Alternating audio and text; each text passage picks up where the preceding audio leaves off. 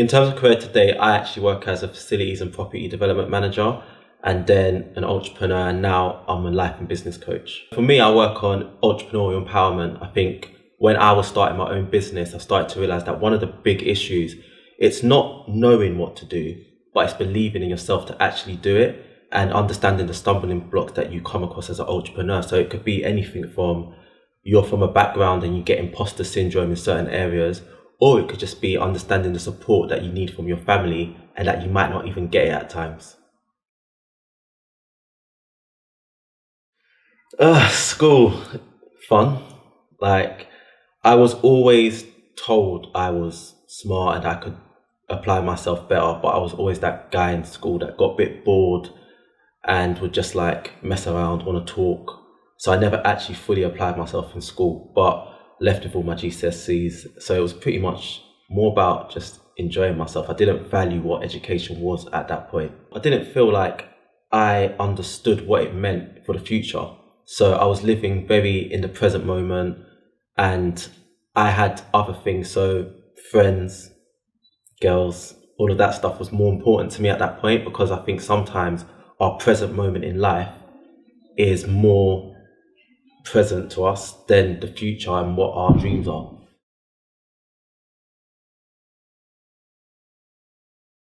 So interestingly enough, I'm going to say a teacher called Mr. Nesbitt, and he was actually my primary school teacher. And one of the reasons, because when you said that, a lot of teachers just, I couldn't remember their names.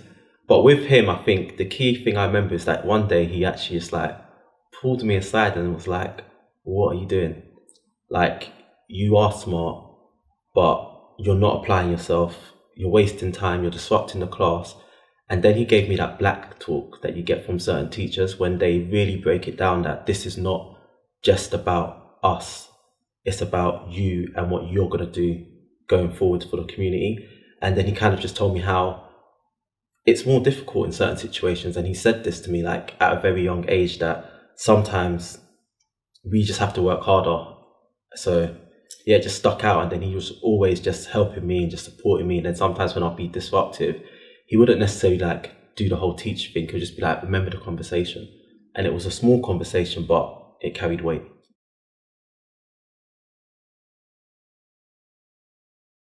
100%. Not even just the working world, but the world in general. I think there's a lot of stuff that's not taught in schools that should be taught in schools. So when I started my first corporate job, I had lacked a lot of skills. And it sounds really silly, like I didn't really know how to use Outlook. And now looking back on that, people might be like, how did you even get a job? But there's stuff like copying people into emails, blind copying people into emails. I didn't know that existed until I knew it existed. So there's a lot of stuff like that. And I think even just how to carry yourself in certain corporate environments and to navigate corporate culture.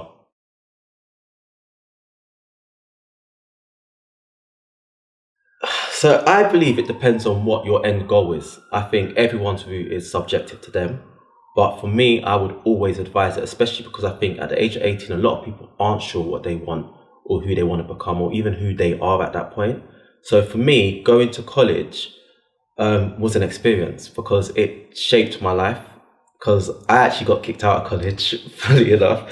Yeah, so that was a whole 180 for me, because during that period of time, I then had to realize, what am I doing? And then when I got back into college, that's when everything started clicking to me. And then I think it helped me learn who I was. And then going to university, I think the biggest thing about university is not the degree. So I did a law of business degree, but I barely use that now. I think the key thing was understanding cultural capitalism from other cultures and realizing and mixing in different environments and seeing what everyone picks up on, what they've been taught, and sometimes the advice that they've got that they pass on to you. And just knowing that there's more, because I grew up in an environment which I would say was quite limited in terms of what we knew, the information that was shared and what we aspired to. Whereas going to university, the world just opened. Like, it was literally like a light bulb moment where I was just talking to friends and they were just telling me about my rights. And I was like, how did I not know this? So yeah, I definitely advise university.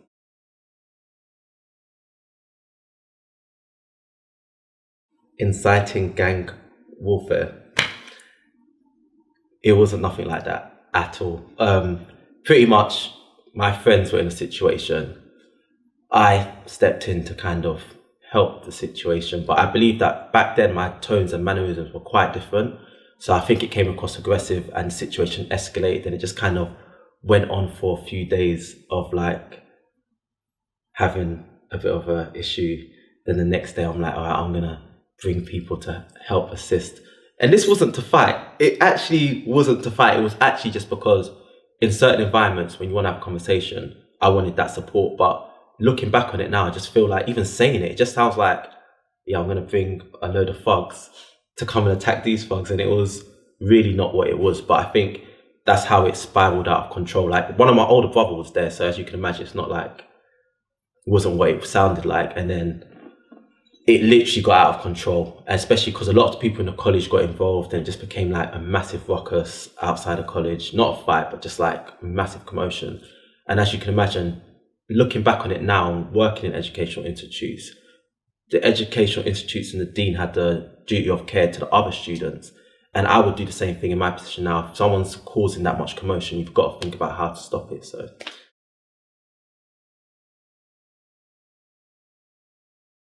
I suppose it was the dynamics with my friends changed. So I started to realize that people that I thought were my friends weren't my friends. So there were certain people in my life that I was trying to impress, do things for, or their opinions mattered. And then I realized that I cared about opinions of people who never cared about me. So that was the one aspect. And the second aspect was just realizing that what would I do if I didn't have an education? Realizing that there's certain dreams and goals that would be taken away from me. And then it was also, I had a teacher at college, and he basically fought for me to get back to the point they had to install cameras like on the route from the college to the bus stop. And if it wasn't for him, I wouldn't have got back. So I wanted to also do it for him, to be like, you know what, you gave me that lifeline, I'm going to prove myself.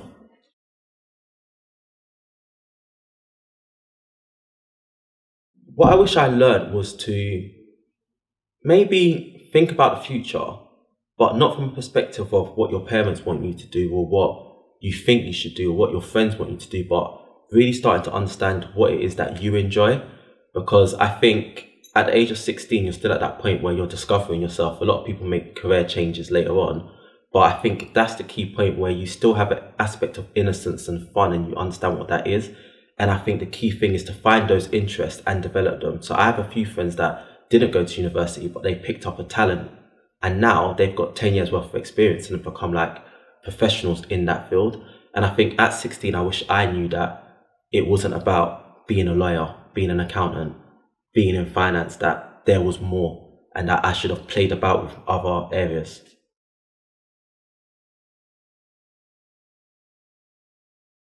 Network. I think that is the one thing, like, you always get head is thrown around. Your network is your net worth. You hear it back and forth. But I think the value of it can really come in a university setting. I think at my university, all I ever was an ID number. Whereas I wish I got my name out there, because you don't realize that your lecturers can open doors for you. And you don't realize that even your circle of friends and who you mix with can open doors for you. Sometimes it can not even just be that opening doors, but they're inspiring you and they're challenging you to be better than you actually think you can be.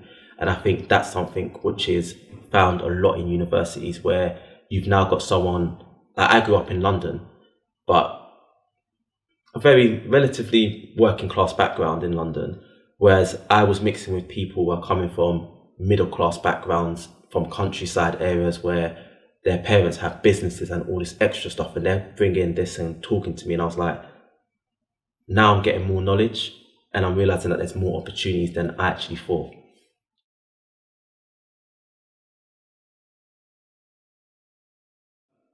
That you don't have to have it all together. I think that is the biggest thing. Everyone makes it out like you come out of uni at 21 and you should have your career, that you should have the car of your dreams and be buying a property, and it's all hogwash. Like, I think the main thing at 21 is to experiment. Like, you don't even know who you are usually at 21.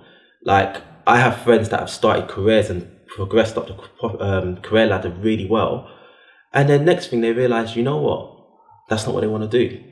And it's like, yeah, don't climb the ladder of success to realize it's leaning against the wrong wall. It's pointless. But also just focus on what's important to you. Get to know yourself, get to know what you value, and then build a business or career or your life based upon your goals, not upon what's being imposed on you or what you think will bring you money. I think it's more about doing something you enjoy and that you're passionate about, and that once you find your passion, the profits come afterwards.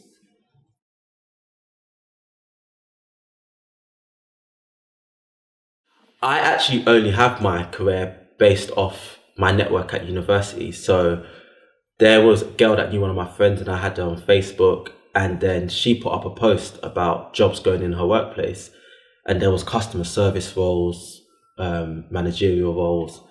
So I just sent her a message like, look, I would love to like get on the corporate ladder and start having a job and a career basically. I'm happy to do the customer service role. And she was like, what? No, no, no, no. You should apply for the managerial role. She was like, I know you, I know the experience you've got. Why are you not applying for that role?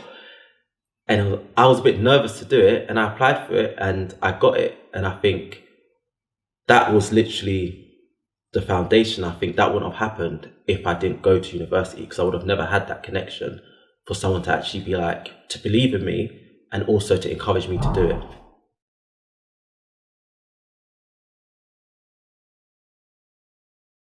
I think it's been the perception of age. I think one of the key things I've had in a lot of jobs is that I've been overlooked or not taken seriously because of my age. Um, Pretty much, it's an interesting story. In my last company that I worked for, apparently I was always praised for being the golden child, for knowing everything, for doing well. But then when I applied for promotion, I was basically not given it. And I was told, oh, you haven't got the experience. The company that oversee us, they're quite strict on policies and procedures.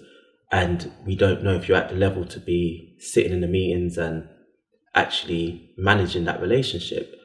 It was a bit of a knock because I was like, okay, but I actually thought I'm just going to have to keep working hard. Then, funnily enough, a job opportunity came for another company, and this was actually the company that oversee that company. And I applied for it, and they loved me. So I was told I was basically given the job after the first couple questions. My actual manager at the time was like, within the first 2 minutes of meeting, I was like, this is going to be the guy. And funnily enough, now the job that I did want, I oversee that person.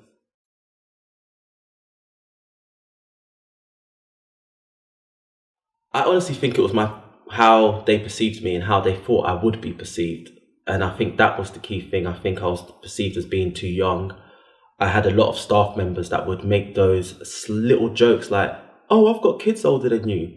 Or, oh, I could be your parent. And at the time, you sometimes don't see the impact of it. But now I've started to realize sometimes it is a belittling thing that they're saying. And depending on who they're saying it in front of, it creates that idea of, do you know what, he might be immature. He might have stuff he needs to learn. And this is what I was getting told when I didn't get the job, that, oh, do you know what, we can coach you, we can train you. Whereas now I'm at a higher level than these people. And it's like, so was it about my age? Because this all happened within the space of a year, pretty much. So what was the issue? Was it my age or was it something else?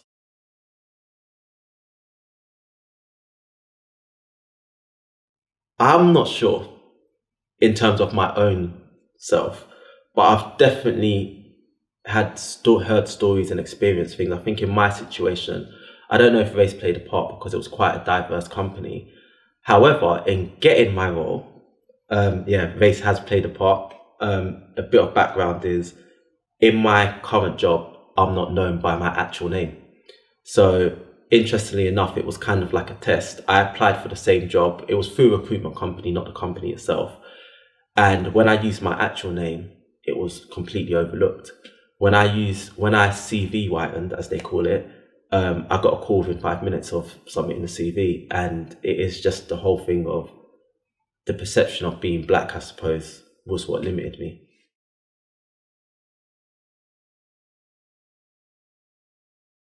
I work in quite a diverse company, and I don't think personally I've received any microaggressions. I think it's quite encompassing of all cultures and backgrounds, and it's something we try to promote in all ways. Some of my staff have said it in the sense of they've come up to me, and this is something I've looked into about, not that they've received it, but they're very cautious of being deemed as aggressive. I think it's a stigma that is um, put in a lot of places that, okay, you're being a bit aggressive. And they say that there's sometimes where I've seen people get frustrated at work, slam their laptop, bang the desk and walk out. And my staff have said, if we did that, I think we'll be classed as being intimidating. And I think that is a thing. And I think speaking in some of my professional networks as well, I've had it where a lot of my friends have said literally that they've experienced certain stigmas, being called, the little ghetto one. Yeah, exactly. It's one of those ones. And it's sometimes done as jokes or what people would deem as banter, but you got to be careful of it.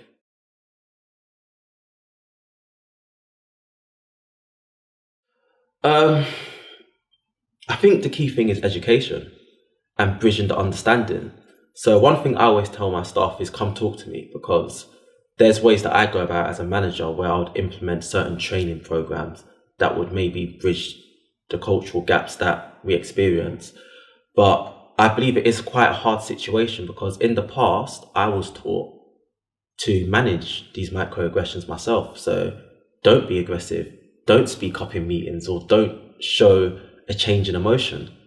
And I think that isn't the right way, because sometimes it's not aggression, sometimes it's even just passion that's portrayed differently and received differently.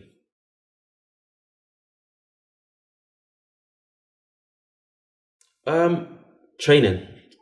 People don't really like doing it, but I experienced a training program once about stereotypes and diversity, and it was amazing because they even spoke about the positive aspects of it as well, which sometimes isn't spoken about. And it gave me a new understanding into why certain people have certain prejudices and why certain people think certain things. But then it also made us realize that even as black people, we hold certain prejudices, and it's like it was just insightful in that way.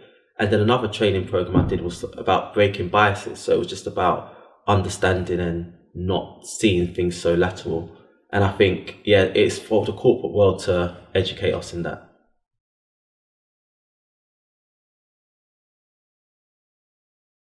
So honestly, I've never really felt fully appreciated by colleagues or managers. I think sometimes there's an expectation and maybe they just think, okay, you're just doing your job, or they've congratulated me or told me, oh, well done for achieving this or doing that, but I've never really felt it.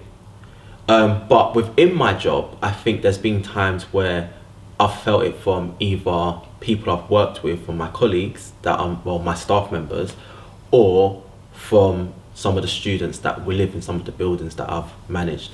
So there was a student one time and they were going through quite a lot back home, and I just, their behavior was just horrendous, and everyone was like, what's going on? But instead of just going through the typical disciplinary process with the student, I sat them down and I spoke to them, and he opened up about a lot of things in his background. And then what I started doing is just holding regular meetings with him. And at the end of the year, he literally came to me and he goes, do you know what? I was actually thinking about committing suicide and your intervention helped. He goes, you never know the value of the conversation that you had with me and the fact that you gave worth.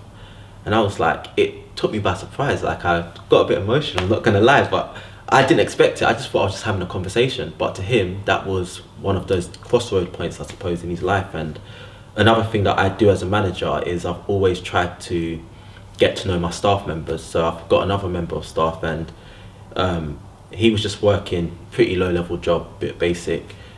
And I knew that he got a degree before, and I just thought, you know what, let me take the time out to get to know him. So I got to know him, and I realised that he wants to get into videography and be in the media industry.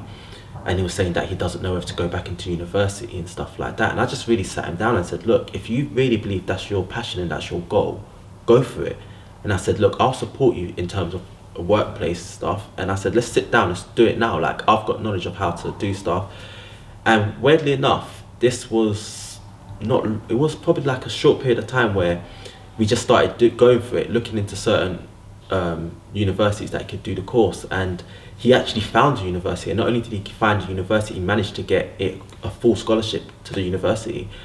And he's been literally, his end goal was that he wanted to film for the UFC, and he's already done it whilst he was at university. And he was just like to me, you know what, do you know how much that meant? He said, you actually pushed me to do it, and I'm doing what I want to do. And like that, I loved that. Even though it had nothing to do with my job, I loved the fact that someone took those steps and is now living their dream.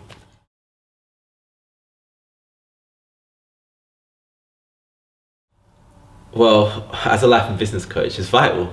You have to do it. Shameless plug, but it's the way forward. I think for a lot of us, we underestimate the value of the people around us. So there's a common phrase, and people say you are basically the subtotal of the 5 people you spend the most time with.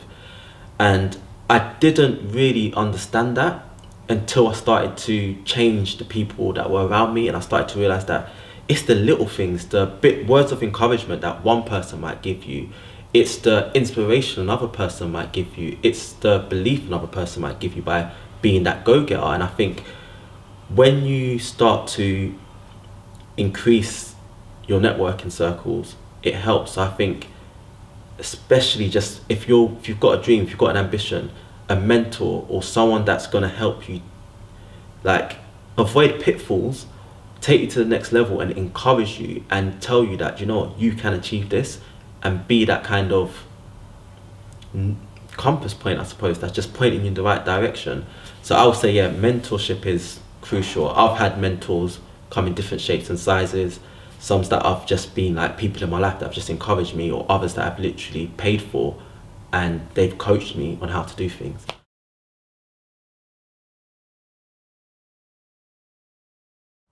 Eric Thomas is probably the most inspirational man of colour that I've known. So people might have heard of him. He does the whole speech about if you want to achieve as bad as you want to breathe, and it was a huge YouTube phenomenon.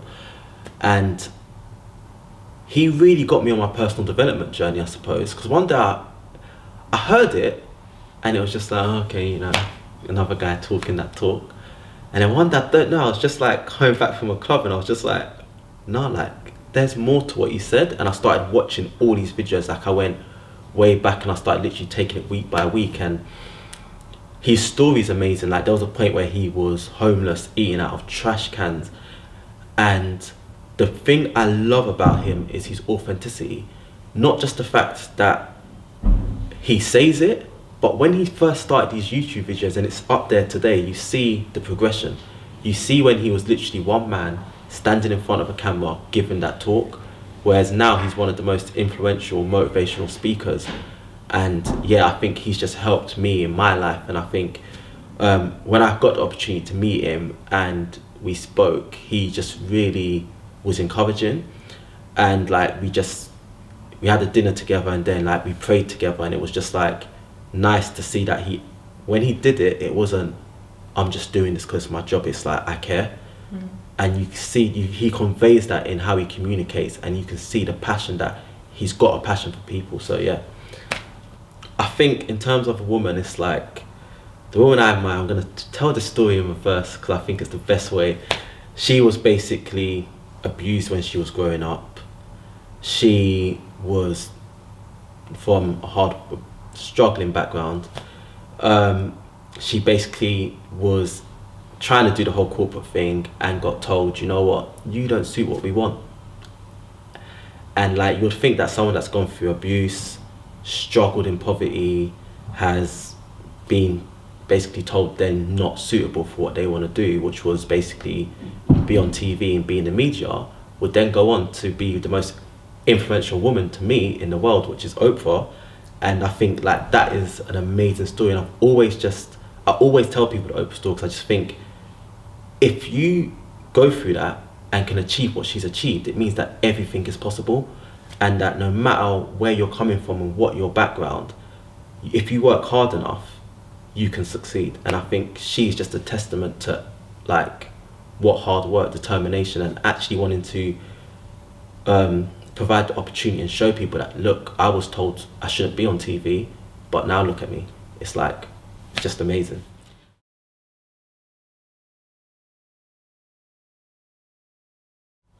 So a quote that I heard that kind of sums this up is that a society grows great when old men plant trees that shades they will never see. And I think what I took from that and why it was so impactful is because it's not about doing it just for us. It's about doing it for the generations to come and the next generation after that. And I think this is something that a lot of people are now starting to realize and are starting to do. And I think this is where mentorship is key, because to be fair, yeah, there's stuff you get from mentorship, but when you give it, it's more about the impact it has on that person. And usually I think anyone that's been mentored passes it on. So it's like a small drop in the ocean, but it's the ripple effect that just spreads out. And I think also in our businesses, we need to realize that when we create businesses, it goes beyond us. When we die, we can leave that legacy of our business. And if you've got a business that is still giving back, then even when you're gone, you're still giving. And I think that was the key thing that hit me, because in my experiences, there was a point in my life when I realized, wait, I might not be able to do anything anymore. And then that was what spurred me to starting businesses that gave back and helped, because when I can't, they can. And I think that's the key, crucial thing now.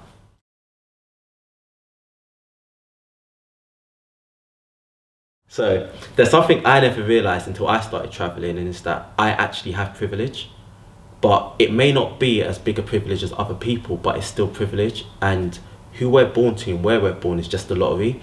So I could have been born in a country where there weren't a lot of opportunities.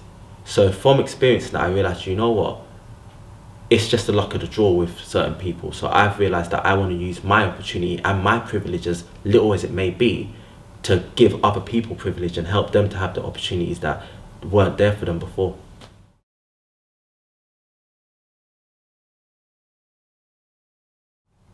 For me, it was seeing my mum work 3 jobs to support my dad to go back and get an education. I think that's my oldest experience of money, because I grew up in a house with 5 siblings. Well, there was 5 of us, and money wasn't as available as I would see with other houses that I'll go. So I'll go to a friend's house and there'll be lots of money. And then growing up, I suppose I never really understood money.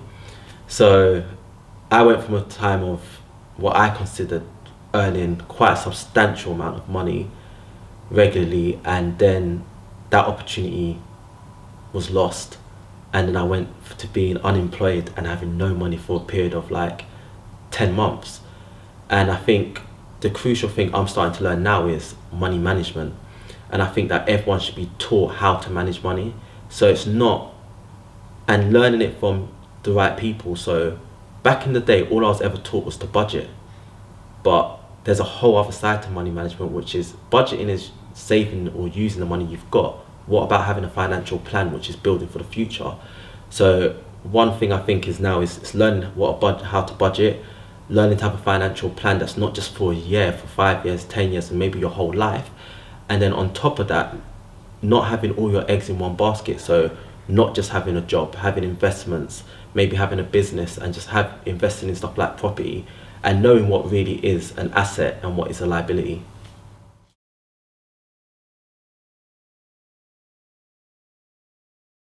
So this is something I think everyone needs to know about. I always thought that you just accept what salary you're given. Um, Luckily enough for me, my old brother and sister are chartered accountants, so they manage the budgets for big companies. And they once sat me down when I was applying for my job and said, look, whatever salary they offer you, they have a pool of money available to increase it. But no one ever knows this, but the accountant knows it. So I was like, okay. And she goes, so she looked at the pay scale and she goes, go for the top of the grade. And I was like I haven't got experience. She was like, go for the top of the grade and just say that, just tell them why you want it and what you'll deliver. So interesting enough, I went into the interview, they offered the sum, and I said, look, I won't accept anything below this amount. and they were like, oh, we need to talk to HR, we don't think we can do that. Oh yeah, no one else has that. And funny enough, it took less than a day. I got a call back saying, yeah, we'll give you that salary point. And funny enough, I came in on a higher salary than people that have been doing the job for a few years.